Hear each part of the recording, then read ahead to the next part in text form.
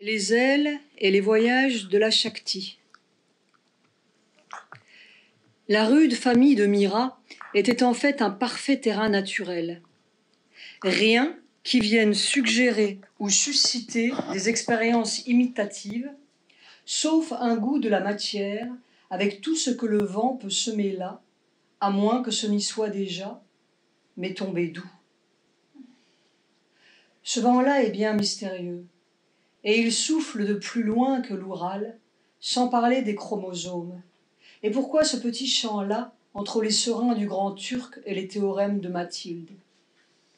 Elle aimait d'ailleurs beaucoup les mathématiques, cette petite Mira déjà grandie, mais beaucoup. Et puis je comprenais, cela avait un sens. Une autre gravitation. Mais il se passait tout de même des choses bien peu mathématiques dans ce terrain sauvage et peu conforme aux lois de Newton. Mère n'a jamais aimé les lois, et c'est ce qu'on lui a reproché bien des fois, depuis les lois morales jusqu'aux dites lois de Newton et autres. Mais naturellement, c'est contraire aux règles, s'exclamait-elle un jour devant quelqu'un pertinent, ou pertinent plutôt, choqué. Tout ce que je fais est contraire aux règles, c'est mon habitude. Autrement, ce ne serait pas la peine que je sois ici. Il n'y aurait qu'à laisser les règles continuer. Nous avons déjà fait allusion à l'incident de la forêt de Fontainebleau, un jour où elle courait sans regarder devant elle, poursuivie par ses amis, et s'est trouvée abruptement au bord d'une route en contrebas, fraîchement empierrée de silex, emportée par l'élan. Elle est tombée. Pfff, je suis partie en l'air. J'avais 10 ans, 11 ans peut-être au plus. Aucune pensée de miraculeux ni de merveilleux, ni rien. Simplement, j'étais projetée en l'air. Et j'ai senti que quelque chose me supportait, comme cela. Quelque chose me portait. Et j'ai été, littéralement, déposée par terre, sur les pierres. Mais ce qui est intéressant dans cet incident que l'on peut attribuer à n'importe quoi, c'est que Mira note. Cela m'a paru tout à fait naturel, tu comprends. Pas une écorchure, pas une poussière, rien, absolument intact. Je suis tombée très, très lentement. Alors, tout le monde s'est précipité pour voir. J'ai dit, mais c'est rien, je n'ai rien. Oui, ce n'est rien, pas une pensée, surtout pas une pensée. Parce que si elle y avait pensé une seconde, elle se serait, sans aucun doute, très proprement cassé le bout du nez, ou pire. Mais où est le pire? On n'y pense pas, évidemment, alors il ne vient pas. On trouve cela tout naturel, alors tout naturellement, on est porté. C'est simple, c'est la simplicité même. Peut-être avons-nous inventé dans notre tête une gravitation inexistante. Ou se peut-il qu'il existe une autre sorte de gravitation? Avec sa candeur rafraîchissante, Mère nous disait un jour « Je ne savais pas les règles, alors je n'avais même pas à me battre contre elles. » Un autre incident, mais il y en a beaucoup, se situe dans le grand salon du square du Roule. Un grand salon, c'est décoratif et c'est assez embêtant, mais pas avec Mira, qui pourtant ne dit rien. Elle ne dit jamais rien, cette silencieuse obstinée. Elle fait. Vous allez voir comment on doit danser. Les petites amies se sont mises en rond, on a tiré les guéridons Louis XV, ou Louis XVIII, qu'à cela ne tienne, et je me suis mise à un angle du salon, pour avoir le chemin le plus long d'un coin à l'autre. Je leur ai dit, un seul pas, au milieu. Le salon avait plus de 10 mètres de long. Et je l'ai fait. Pris mon élan, je n'ai même pas eu l'impression de sauter, comme si je dansais, n'est-ce pas? Comme quand on fait les pointes, toucher avec la pointe, rejaillir et arriver à l'autre coin. On ne peut pas faire cela tout seul. même les champions. Et je n'ai pas couru. J'étais debout au coin et hop, comme ça. Je me suis dit hop à moi-même, sans faire de bruit, et frout, je suis tombé sur la pointe du pied, rejailli et arrivé de l'autre côté. J'ai été porté. C'était tout à fait évident. Et Mira ajoute: beaucoup de choses comme cela, et qui me paraissaient tout à fait naturelles. Je n'avais pas l'impression que je faisais quelque chose de miraculeux, tout à fait naturel. Si elle avait eu l'impression que c'était miraculeux, le miracle n'aurait pas eu lieu, et elle se serait aplatie au milieu du salon. Nous avons peut-être inventé le miraculeux comme une sorte de mensonge invraisemblable sur notre seule machine véridique. Ou bien, est-ce la machine qui est tout à fait miraculeuse dans un univers sans embarras? Pas même l'embarras de Newton. Emer remarque: l'âme était très vivante à ce moment-là. Probablement, elle n'avait même pas de nom pour cette chose très naturelle. Et si elle y avait mis un nom, l'âme se serait aussi vite évaporée que les biches de Fontainebleau, qui d'ailleurs venaient tranquillement près d'elle. L'âme résistait de toute sa force à l'intrusion de la logique matérielle du monde. Cela me paraissait tout à fait naturel. Simplement, je me disais, non, il ne peut pas m'arriver d'accident. Et quelquefois on se demande si l'accident du monde n'arrive que dans notre pensée. Si l'on changeait de pensée, il n'arriverait peut-être pas du tout, ou il arriverait d'une autre manière, charmante, qui sait. C'est cette autre manière que nous voulons suivre à la trace. Car ce qui est fort intéressant, ce ne sont pas ces incidents banals, après tout, mais c'est le germe qu'ils contiennent.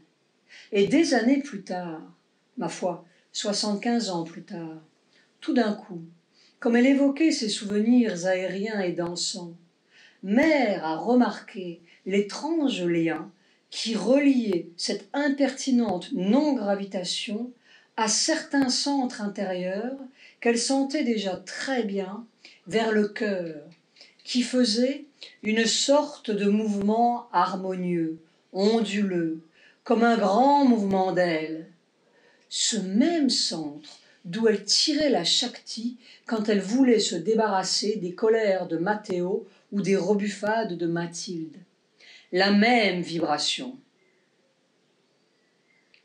Il y a peut-être une autre manière de vibrer qui échappe à Newton et à toutes nos lois. Mais il faut apprendre la loi des grandes ailes. Et disons-le tout de suite, il ne s'agit pas tant de se mettre à voler dans les airs que de sortir d'une suffocante machine qui nous masque une vie plus réelle. Où est la réalité? Où est la vie réelle, la vraie vie? À quoi ressemble-t-elle? C'est même la question qui tout d'un coup a fondu sur Mira comme une révolution à l'âge de 12 ans. J'étais toute petite et on m'a dit que tout était des atomes. C'était comme cela que l'on disait à ce moment-là. On m'a dit: tu vois cette table? Tu crois que c'est une table? Que c'est solide et que c'est du bois? Ce sont seulement des atomes qui bougent. Je me souviens que la première fois que l'on m'a dit cela, il y a eu une espèce de révolution dans ma tête, et alors le sentiment de l'irréalité complète de toutes les apparences. Tout d'un coup j'ai dit: mais alors, si c'est comme ça, rien n'est vrai. C'est la première expérience décisive de Mère. C'est là que s'ouvre la première vraie page de sa vie et sa chasse aux apparences mensongères qui allait durer plus de 80 ans. Une remise en question générale et qui n'était ni métaphysique ni mystique, mais solidement matérielle. Quelle est la réalité matérielle de la Terre? La Terre vraie. Qu'est-ce qui est vrai? Les atomes, la table ou le tapis volant d'Ali Baba? Et peut-être que tout est vrai, et les atomes, et la table, et le tapis volant, plus quelque chose d'autre qui réunit tout cela dans une même vision totale et qui est peut-être notre prochaine vision quand nous en aurons assez des découpages du mental. Il faut trouver la prochaine façon. Il faut bien regarder avec Mira. Mais quelle est cette autre façon? Ça, on ne le sait pas encore. Peut-être le saura-t-on en cours de route, et tout le monde s'en trouverait changé, qui sait? Un miracle encore plus grand que la pomme de Newton, qui avait la fâcheuse habitude de tomber. Peut-être est-ce seulement une habitude à changer, une vieille habitude qui date d'un certain néocortex, à moins qu'il ne faille descendre jusque dans les cellules et y défaire leurs souvenirs, un mauvais souvenir malicieux qui tout à coup nous a fait buter dans le trou. Et pourquoi le trou, si nous savons que notre mère, la nature, n'a aucun détour inutile, aucun abîme qui ne recèle sa secrète perfection encore inaccomplie? Mais nous anticipons. Une autre histoire. Ce n'est pas seulement l'espace, mais le temps aussi qui se comportait légèrement avec Mira. Oh, tout est léger et transparent quand on est soi-même léger. Qu'allons-nous chercher à améliorer le monde quand c'est ce premier monde-là qu'il faudrait éclaircir? Et nous allons dehors comme des pantins, tandis que coule dedans la grande histoire du monde et le seul fil qui tisse toutes nos histoires. Le fil, il est là, mais on ne le prend pas au sérieux, absorbés que nous sommes par nos graves problèmes qui sont seulement les problèmes de notre fausse vision. On l'avait mise dans un cours, cette petite Mira. Ma mère trouvait que ce n'était pas convenable pour une fille d'être au lycée. Le cours des feuillantines, si nos souvenirs sont justes. Et là, elle apprenait soigneusement le faux monde, comme tout le monde, celui qui est mis en cartes et en atomes et en grands siècles, dont nous finissons bien par savoir qu'ils ne sont pas si grands. Et nos atomes, nous n'avons pas fini de savoir si ce n'est pas encore le masque d'autre chose qui masque autre chose qui masque autre chose. Mais où est la chose? Ça, nous avons des vérités bien successives, et tant qu'elles durent, elles sont aussi infaillibles que le pape ou la Sorbonne, et puis on passe. Et la prochaine est irréfutable, jusqu'à ce qu'elle passe aussi. Et en attendant, on est encrouté jusqu'au nez et à la moelle épinière, mais c'est scientifique et historique. Pas pour Mira. On ne la trompait pas si facilement. Et cette histoire, justement, elle se présentait d'une étrange façon, avec ses petites gravures innocentes. Je lisais cela, et puis tout d'un coup, c'était comme si le livre devenait transparent, où les mots écrits devenaient transparents, et j'en voyais d'autres, où je voyais des images. L'histoire se mettait à bouger, toute vivante, et ce n'était pas toujours comme le racontaient les mots d'encre.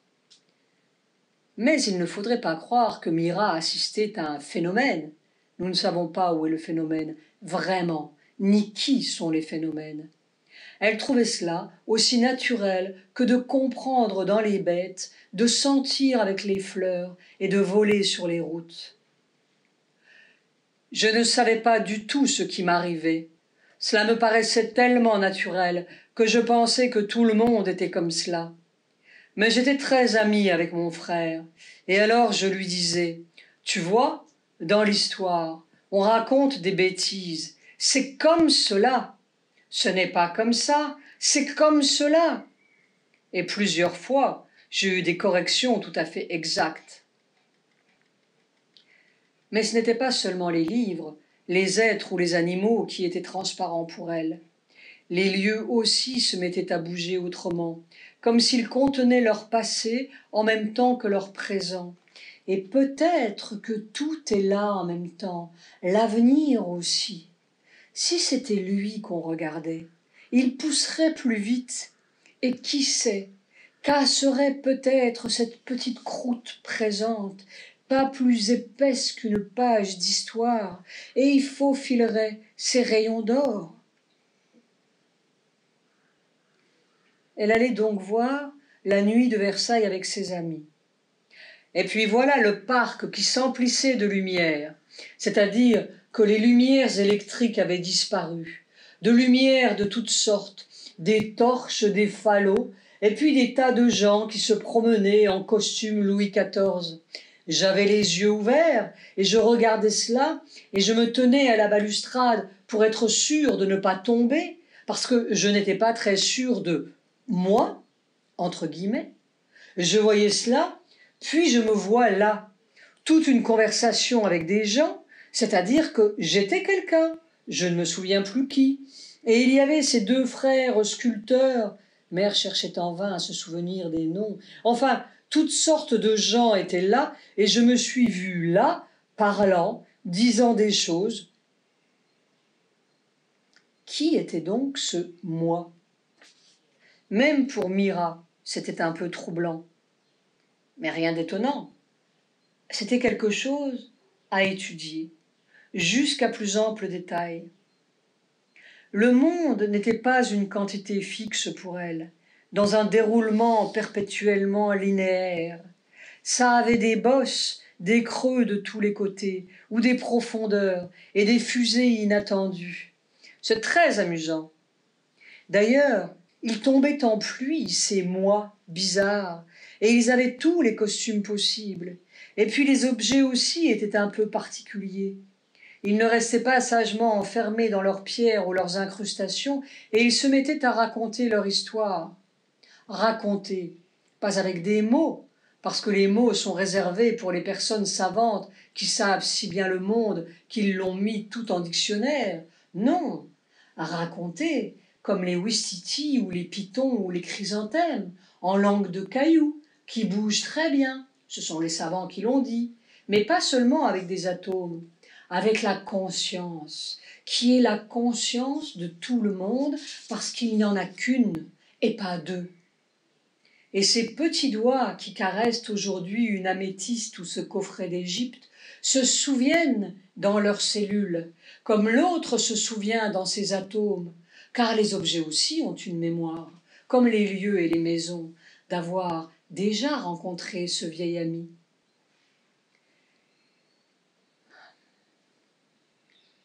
Nous avons beaucoup de vieux amis. Peut-être le monde entier est-il notre vieil ami dans nos cellules? Seulement, nous avons oublié la langue où l'on se rencontre. Elle allait au Louvre, elle allait au musée Guimet, et puis je retrouvais des objets dont je m'étais servi dans le temps. C'est comme cela, plus tard, que j'ai pu rétablir la trace. Ou bien, c'était la momie du musée Guimet qui tout à coup lui a raconté son histoire. Mon premier contact a eu lieu quand j'étais toute petite, 9 ou 10 ans, avec cette momie du musée Guimet. Il y a au musée Guimet 2 momies. De l'une, il ne reste plus rien. Mais dans l'autre, l'esprit de la forme est resté très conscient. Conscient au point que l'on peut avoir un contact de conscience.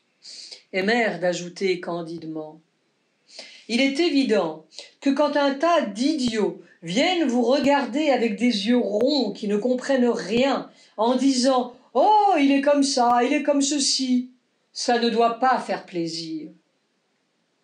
Et c'est comme cela. Parfois, même une momie rencontre quelqu'un qui la comprend. Si l'on avait dit à Mira la réincarnation, il est probable qu'à son tour elle aurait ouvert des yeux ronds. Et d'ailleurs, nous étions au siècle de Taine et de Renan, entre Mathilde et son banquier. À l'âge de Mira, on trouve cela tout naturel. C'est simplement une autre manière de comportement de la nature, et ce n'est pas plus bizarre que les dames du dimanche sous leur ombrelle qui vont en randonnion à Saint-Philippe-du-Roule. En tout cas, Dieu soit loué, elle n'avait pas la moindre tentation d'en parler autour d'elle. Ma mère avait gardé cela tout à fait tabou. Ce sont des sujets qu'on n'aborde pas, qui vous rendent fou.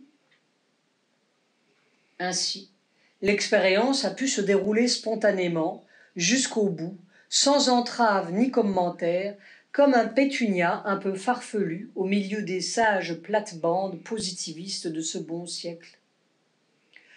On pourra dire que c'est une sorte de maladie mentale avec Mathilde, ou d'imagination morbide.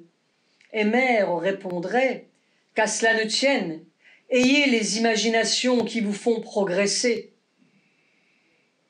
Elle n'a jamais tenu à ce que l'on croie quoi que ce soit, pas plus à Dieu qu'au diable, mais que chacun fasse l'expérience. C'est mon expérience, dira-t-elle, c'est tout.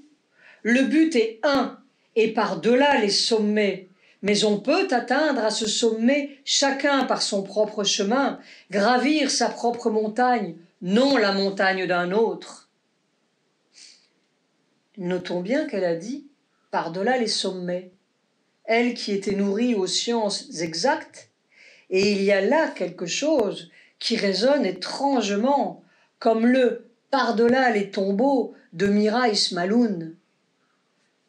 Peut-être parce que l'un est seulement l'envers de l'autre, ou son complément inévitable. Pourtant, la montagne de la petite Mira vaut qu'on y jette un coup d'œil, car elle apporterait peut-être quelques lumières sur les bizarres méandres de nos taupinières qui débouchent ici et là, dans un 19e siècle ou un 20e siècle, sur un champ de France ou de Patagonie, tout à coup, sans qu'on sache pourquoi, comme une petite lucarne soudaine, avec de drôles de costumes et tout un bagage de velléité ou d'impulsion dont on sent bien qu'il remonte d'ailleurs, plus loin. Où ailleurs? Comment ailleurs? Et que nous sommes là, dehors, comme un voyageur un peu amnésique, avec 1000 traces perdues et une histoire qui ne commence peut-être pas là, ni ne finit non plus. Poursuivis par un moi dont nous ne nous souvenons plus, poussés par un esprit que nous ne sommes pas encore, nous portons la douleur de poitrine qui ne respire plus.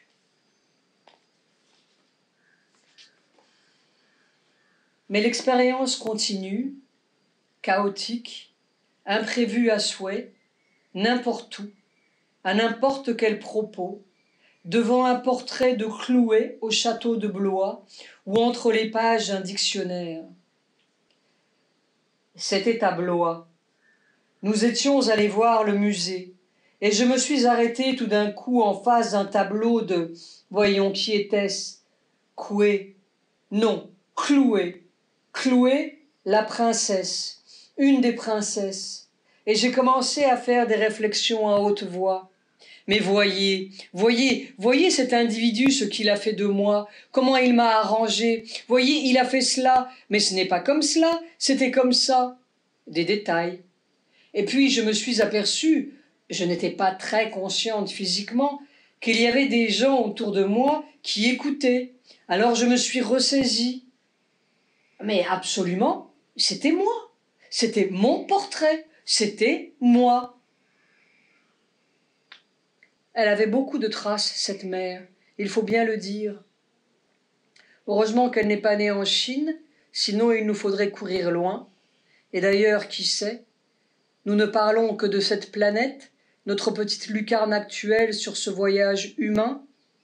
Mais combien d'autres planètes ont préparé ce voyage-ci que nous ne connaîtrons jamais, disparus ou en perpétuelle continuation ici et là, essaimés comme les petites aigrettes de chardon par de grands champs interstellaires. Et nous nous rappelons Sri Aurobindo. L'expérience de la vie humaine sur une terre ne se joue pas pour la première fois. Elle s'est déroulée 1 million de fois avant, et le long drame se répétera encore 1 million de fois. dans tout ce que nous faisons aujourd'hui. Tous nos rêves, nos découvertes, nos réalisations rapides ou difficiles, nous profitons subconsciemment de l'expérience d'innombrables précurseurs, et notre travail fécondera des planètes inconnues de nous et des mondes encore incréés.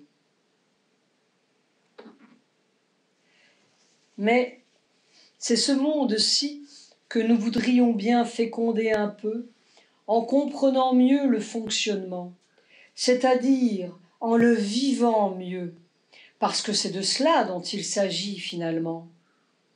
Les théories, mon Dieu, qu'elles restent dans leur bibliothèque. Nous pourrions prendre encore une expérience de Mira, parmi des centaines d'autres, en Italie cette fois, où elle était allée avec sa mère à l'âge de 15 ans. Cela m'a beaucoup frappé. C'était d'ailleurs très frappant. C'était le souvenir d'avoir été étranglée dans la prison des Doges. Je visitais avec ma mère et un groupe de voyageurs conduits par un guide tout le Palazzo Ducale. Et alors, on vous fait descendre dans des souterrains où il y avait les prisons. Puis il a commencé à raconter une histoire, mais cela ne m'intéressait pas. Lorsque tout d'un coup, j'ai été prise comme cela, par une sorte de force qui venait en moi, et puis, sans même me rendre compte, j'ai été dans un coin, et j'ai vu un mot écrit, et en même temps, le souvenir que c'était moi qui avais écrit cela. Et toute la scène revenait, que c'était moi qui avais écrit cela sur le mur, et je l'ai vu avec mes yeux physiques, c'était resté écrit, et le guide disait qu'on avait laissé intacts tous les murs où les anciens prisonniers du temps des Doges avaient écrit. Puis cela a continué, j'ai eu la sensation de gens qui pénétraient, qui m'attrapaient. J'étais là avec un prisonnier, j'étais là, et il y a des gardes qui entraient, qui me saisissaient au cou, m'attachaient. Et puis, j'étais avec toute une réunion d'une dizaine de personnes qui écoutaient le guide près d'une petite lucarne qui s'ouvrait et qui donnait sur le canal. Alors, la sensation d'être soulevé et précipité par cette lucarne. Naturellement, 15 ans, tu comprends. J'ai dit à ma mère, allons-nous-en d'ici. Et elle riait. Oh, ce que nous ne saurons pas dire, c'est le rire de mère. Comme elle riait, cette mère, comme elle s'amusait de tout, avec une petite malice qui ressemblait tellement à l'humour de Sri Aurobindo. Un regard qui grandit. Aussi bien, la question n'est pas de savoir quel vent avait poussé cette petite aigrette sur ce champ-là, ni dans ses chromosomes si peu ressemblants, encore qu'on puisse se le demander, ni même de tenter quelque généalogie invisible de mer, ce qui l'aurait beaucoup fait rire, encore plus que les pingouins du premier cinéma animé. Quelle importance, vraiment, qu'elle ait été fille de doge et étranglée par-dessus le marché, ou princesse de Navarre et impératrice de Russie ou de Chine, comme si le sens de ce difficile voyage humain était de faire des personnalités de plus en plus grosses, titrées et impérieuses, un monde où finalement il n'y aurait plus que des pharaons et des sultans, comme si nous n'étions pas déjà assez encombrés de tyrans, ni même de faire des génies de plus en plus intelligents et des super Goethe ou des super Beethoven. Un monde où finalement il y aurait tant de flots de littérature et de musique que nous en serions peut-être assommés ou saturés, comme si cette formidable ascension humaine de douleur et de chaos et de conflits était simplement de faire sempiternellement la même chanson, mais en plus grand, plus tonitruant. Et quand il n'y aura plus que des best-sellers, que ferons-nous si nous n'avons pas trouvé certaines petites chansons dedans qui enchantent tout? Mais ce pourquoi ils chantaient, ces chanteurs, ce pourquoi ils sculptaient, poétisaient, conquéraient ces marcheurs de la grande invasion humaine, où est-ce Où est-ce donc, ce seul royaume jamais conquis, cette note qui comble tout, cette petite couleur-là pour nulle toile et nulle galerie? Demain, demain, disent-ils, mais demain n'arrive jamais. Mais la vraie personne de tous ces personnages, où est-elle? Et nous allons de plus en plus nombreux et costumés sur la grande route humaine comme s'il n'y avait personne dedans. Non.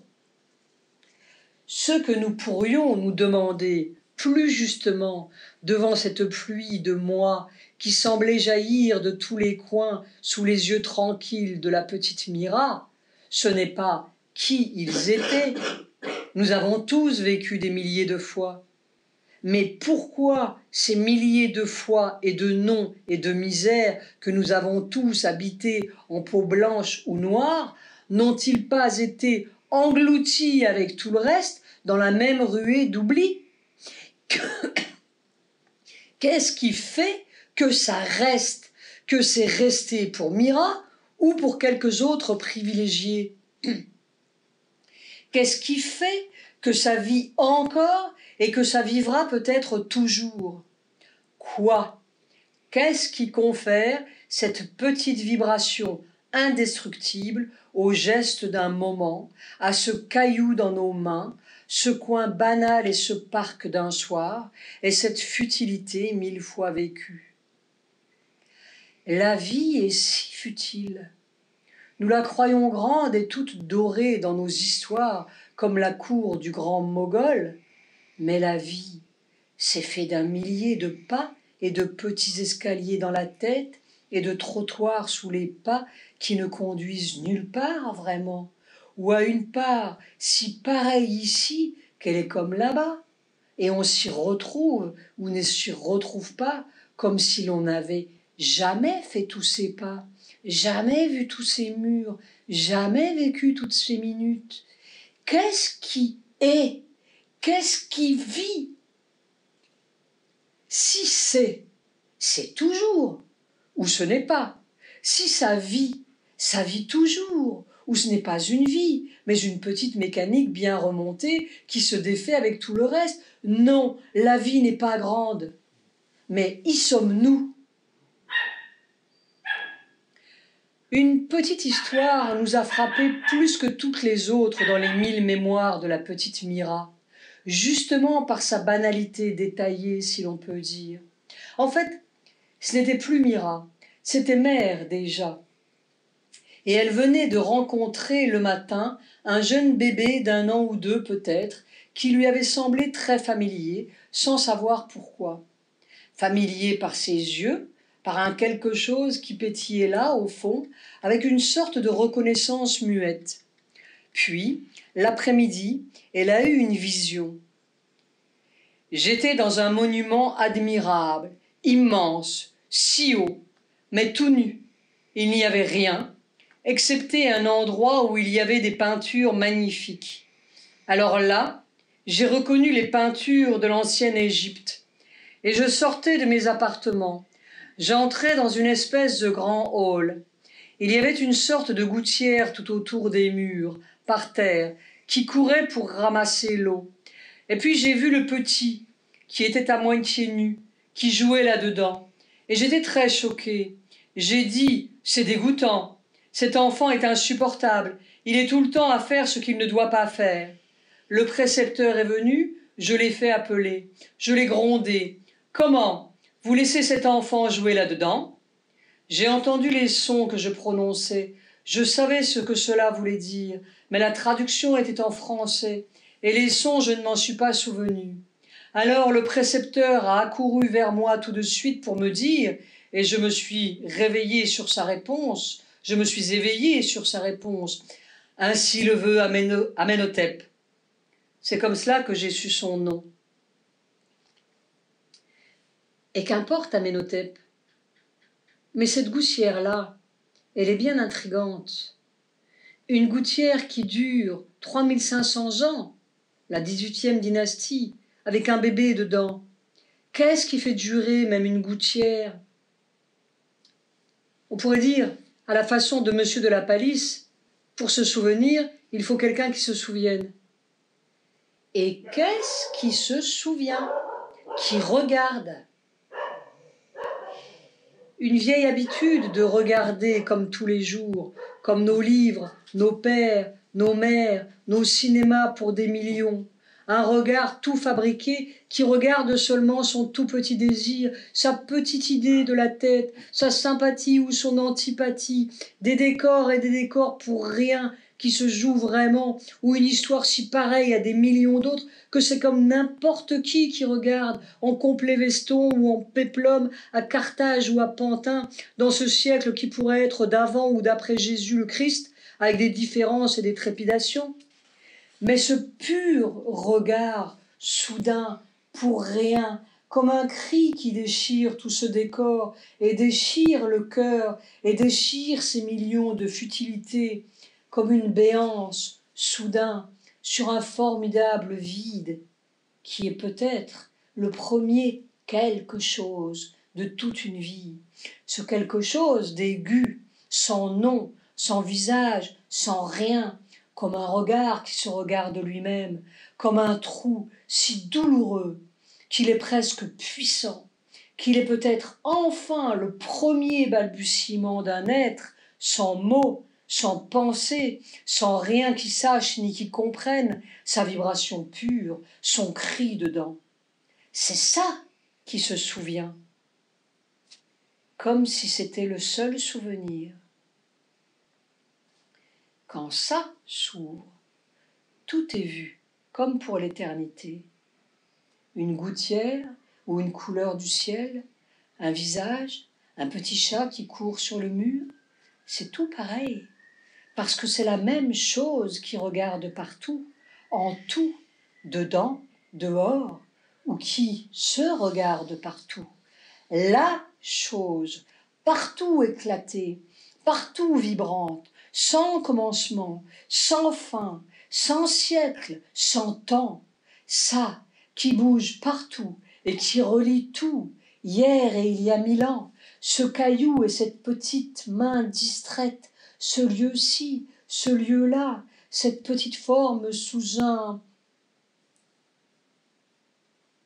pschent ou une capeline, et que lui importent tous les bonnets pourvu qu'il y ait quelqu'un qui regarde. La conscience force, Shakti, un regard qui s'ouvre une fois, 2 fois, puis qui a soif de s'ouvrir de plus en plus souvent, partout, dans un temple ou sans temple, dans la rue et dans les 1000 misères qui passent, un regard qui grandit de vie en vie, une vibration qui se précise, une force qui se ramasse comme si c'était la seule chose qui ne fuyait pas dans la grande défaite des corps, un jour au bord d'un trou. Un souvenir sans souvenir, et qui est comme le souvenir de tout, un petit royaume de rien, et qui dure, et qui est, comme partout chez lui, parce que c'est le royaume de la grande Shakti, et le monde entier est sa demeure. Et un jour, le regard ne se referme plus, jamais. Il est des êtres qui ont beaucoup regardé, tandis que d'autres vont et viennent comme des aveugles. Il est des êtres qui ont ramassé, goutte après goutte, les petites perles roses de la grande Shakti, ou bleues, multicolores, et qui sont devenus ce ru dans la montagne, cette petite source, ce torrent ou ce grand fleuve, cet océan parfois. Et c'est la seule différence, celle que n'expliquent ni nos chromosomes, ni toutes les lois de Mendel. Une évolution qui n'est pas celle des espèces ni des talents, mais de la conscience et de la force, ou plutôt d'un million de regards d'une seule conscience qui se découvre toujours plus vaste, plus vive, plus forte. Cascatelle ou cataracte? Une évolution d'optique peut-être. Mais c'est une même goutte de la même chose.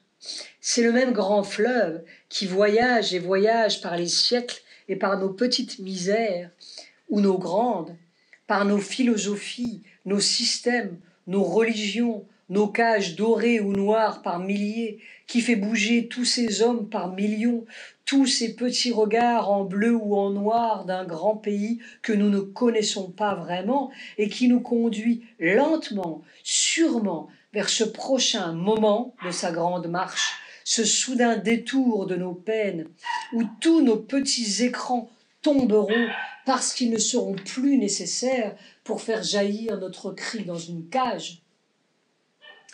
Alors, chacun aura son vrai nom, sous tous les costumes, ou pas de costume, son unique vibration, sa musique irremplaçable dans la grande totalité, sa mémoire enfin rendue, et ses grandes ailes. Et nous ouvrirons les yeux sur notre terre, comme si nous ne l'avions jamais vue. Ce sera peut-être une autre terre, une autre histoire, une autre gravitation sous les étoiles, notre vrai pays, enfin, et notre corps indestructible, par-delà les tombeaux et par-delà les sommets.